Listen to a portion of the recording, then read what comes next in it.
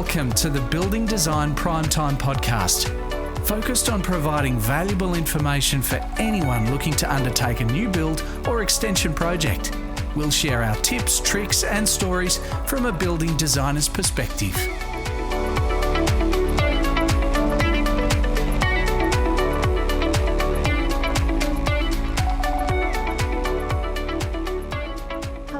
Welcome to the Building Design Primetime Podcast. I'm your host, Amelia, and once again we're joined by Frank Geskis. Afternoon, Amelia. How are we? Oh, pretty good. That's the way. You've got a very passionate topic to talk about this week. Yeah, I have. I'm sorry. I'm going to get my soapbox a bit here. We've spoken about this plenty of times before. When you buy a piece of land, get research done on the covenants, the titles, planning overlays, anything and everything that you can look at. And don't just listen to the solicitors. Don't just listen to the salespeople selling you a lovely piece of green grass. You need to go talk to professionals in the building industry as well. I've just had a couple of beautiful projects come along that we've been brought into. And some of the items that have popped up have I was a little bit shocked. Oh, they've thrown a spanner in the works, haven't they? Well, yeah, and I haven't had a chance to talk to the customer and a few other things yet, but anyway, we had designed a house, but once we got going on it, got the survey done, going through all the details, we find this lovely clause on the title, and it says, Council and Taswater, Taswater is our sewer and water authority in Tasmania, cannot guarantee entirety of the lots 1 and 2 on the plan can be serviced by gravity, sewer and stormwater. Now, this is in a built-up area. Really? So it looks like it's the end of the line, and they never thought these two lots would become available. So this is just something that hasn't been checked before they've purchased that potentially... Well, look, they've done it all legitimately. It is there in black and white. Mm-hmm. There was also another clause in here too, and I thought this was pretty interesting, because I'm just looking at it. Like, there's blocks all around it, except for some other ones, public open space and stuff. And then there's another clause in there that goes, approved by a local authority, the corporation, which I believe is the Taswater, subject to qualification that the corporation cannot provide water to lot 1 and 2, as the elevation is X amount above the state height datum. So what they're saying is we can't supply water. Now, what we found, they actually have supplied water. But now, in a sense, we found they can't guarantee the pressure of the water. Okay. Now, that doesn't sound a lot, but your fixtures in your house have to run in a certain pressure zone. If you've got too much pressure, you break seals and it's not guaranteed. So I've seen some houses, my son and his wife, we did one and they had to put a pressure reducer outside the house so it didn't damage the fixtures. Mm-hmm. In this case, it hasn't got enough pressure on this lot. Okay. So they might have to go old school, a bit like many, many years ago when you had Galvo pipes everywhere. They used to have a header tank in the roof. Yes. And that helped do the gravity feed. In this case, we might have to put something similar, we might have to put a pump on it. Okay. To keep the water pressure right. So it's a solution, but it may not get the amount of flow as well. So you can't have like a water tank or anything? Yes, I'm saying water tank with a pump. Yeah, okay. So it still has to be up higher? Not necessarily, not anymore. No, you put a pump in there. Pumps have come a long way. It's been really good. Oh, that's something, I guess. Something they wouldn't have expected to pay for. No, well, it does seem very odd considering it's a built-up area. I guess they probably would have assumed that all of that would have been very straightforward. Well, I hope to find out. I've yet to talk to the customer, but I believe, I've got to point this out. We found a solution for the sewer and stormwater. We can do it with the house they want. We can get gravity fall. But they had some other plans for the site and we won't be able to do that with putting pumps and tanks in. Yes. That gets expensive. It would. So I estimate there's another, possibly, if we couldn't, be another $30,000. Yeah, but not everyone has that lying around extra on top of their build. What's your budget, don't you? Yeah. Yeah. You'd rather spend the money on a nice bench top, nice floor coverage. Exactly. Big picture window. Yes. Raked ceiling. Yeah. Oh, lovely stuff. But this is on the title, so it's readily available.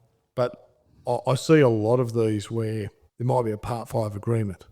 Or as I read this other one out to this one, this is on a totally different one.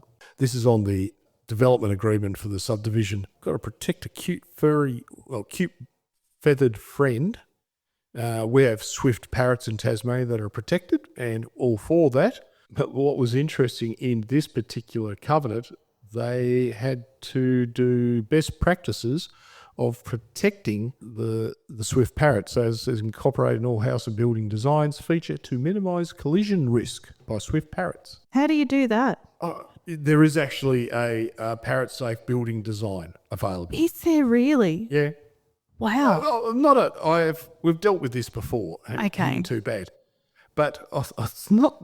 This is in a bush area. It's not the only bird you got to worry about. No, okay. Yeah. But that's the only one in that one that's protected. Yeah, they've got to do weed control weed management plan for 5 years, suitable barriers to protect native vegetation, not damaging during construction. So probably if you're in a bush, becomes a bushfire prone, right? Yes. Then you've got to clear a fair bit of bush and scrub to protect your house. But they're wanting it not to damage anything by the sound of it. Highlight between the two. It would be, yeah. They've got a building envelope.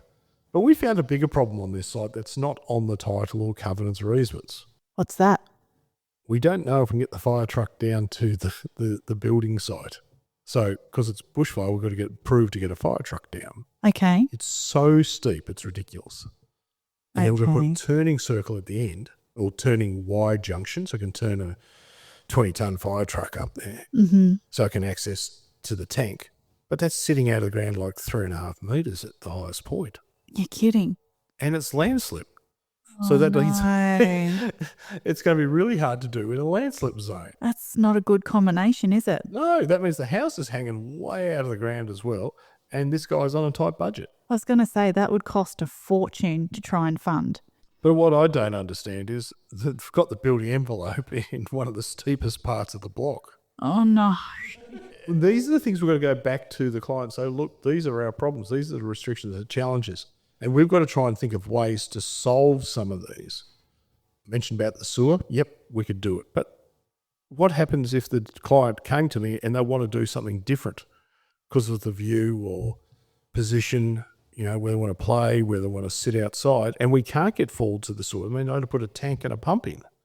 Yeah, yeah. What I'm trying to point out is be clear when you're buying a block of land, know what you're buying and what the potential expenses are. And to be fair, most real estate agents are not going to have this level of detail. Oh, but they're not trained for it. No, exactly.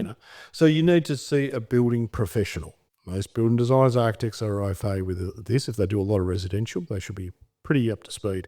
Building surveyors as well. So spend a bit of time or money. You might have to spend an hour of their time for them to do research, and then they can tell you.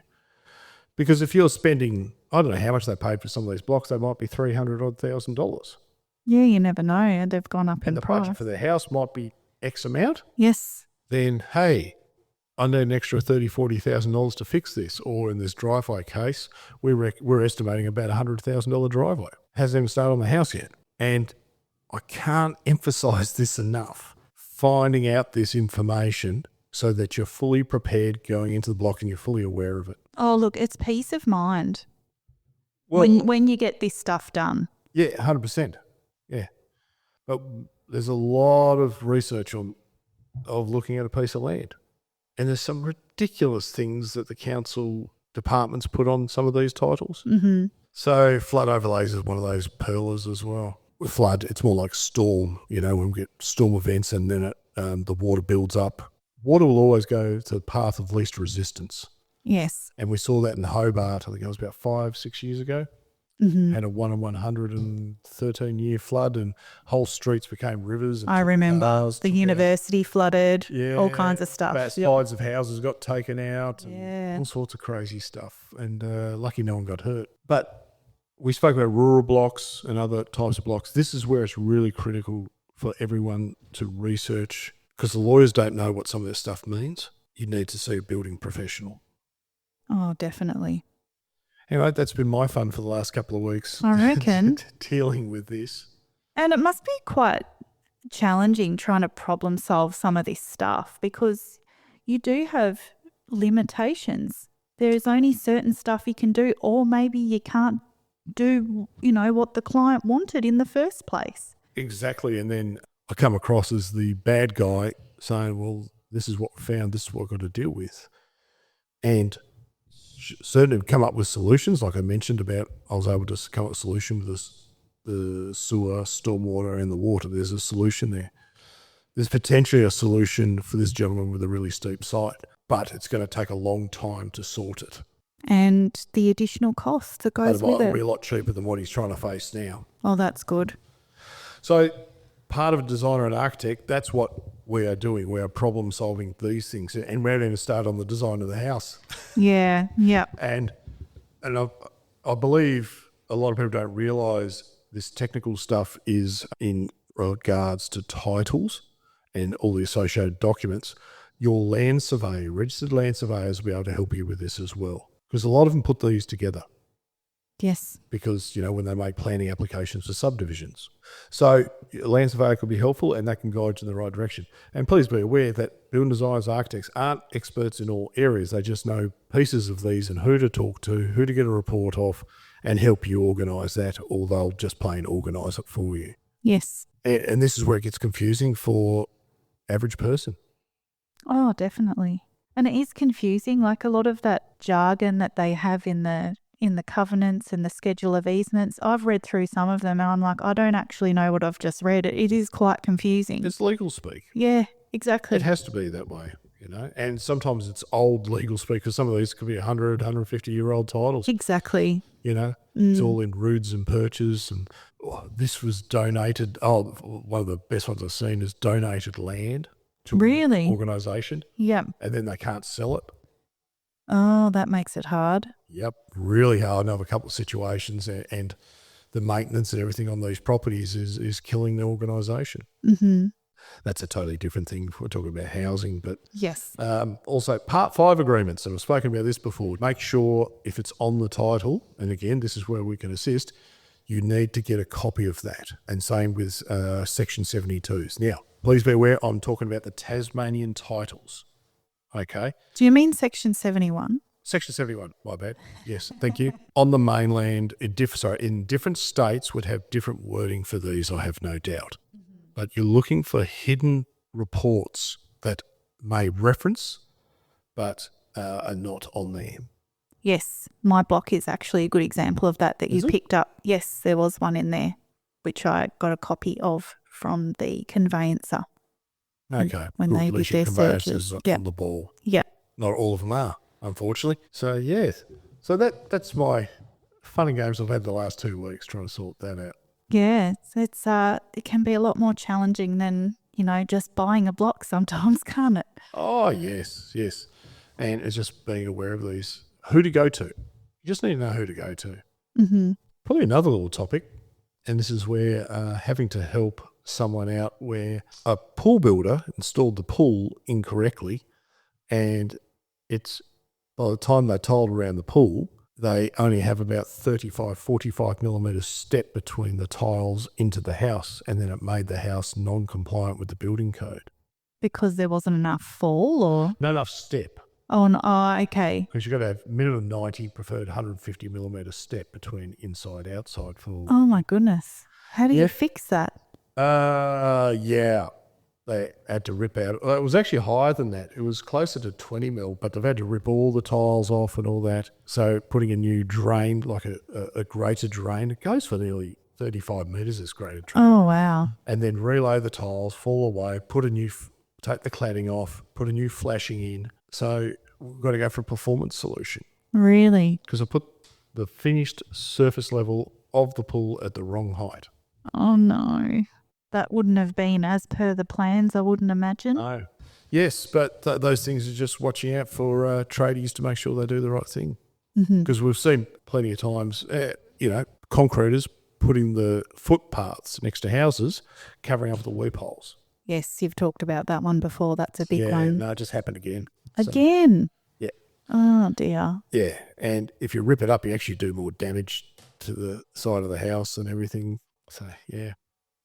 What about a site analysis? Yeah, we do those all the time. Every site we do. We do a on-paper site analysis. Would you say that would give a sufficient level of detail before purchasing block of land? Only part of.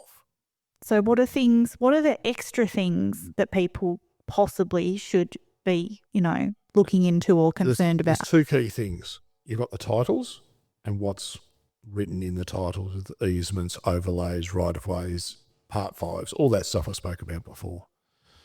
But also then you've got the planning overlays and any restrictions. Which are in the planning scheme. In the planning scheme. Yes. And then in Tasmania, we're very fortunate. We have got landslip maps readily available. We can find all that information. Attenuation areas, all these types of things. We can find this information easily. So if you're too close to a sewerage works, a crematorium or whatever, it could be near a speedway, car racing facility, bike racing, all sorts of stuff. You need to know about that stuff. And that's why you've got two different areas you need to really do a lot of research on. Okay. And it's not just when you're buying a block of land. When you're buying a house, I would recommend you check this out. Oh, definitely. You want to know if there's going to be odd smells or if there's going to be... the same thing where people have bought a house near a church. Yes.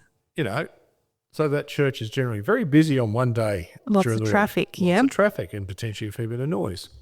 Hope you like the singing. Yes. And that's just what it is. No different you live next to a school or childcare. Exactly. Yeah.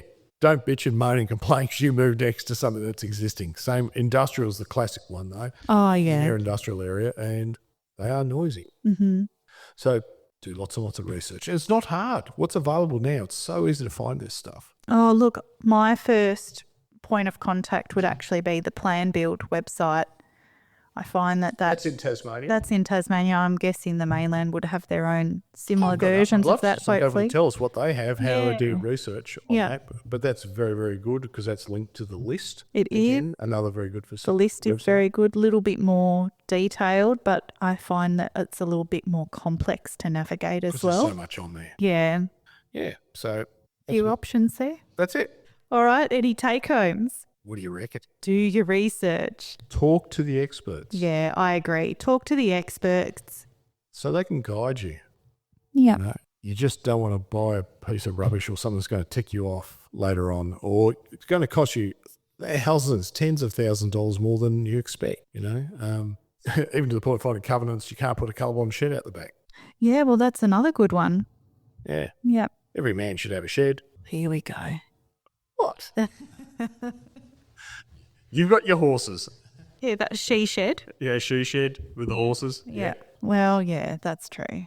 I think I need 2. Sheds or horses? Both. All right, we might wrap it up there, folks. Thanks for listening to the Building Design Primetime Podcast. Catch us later.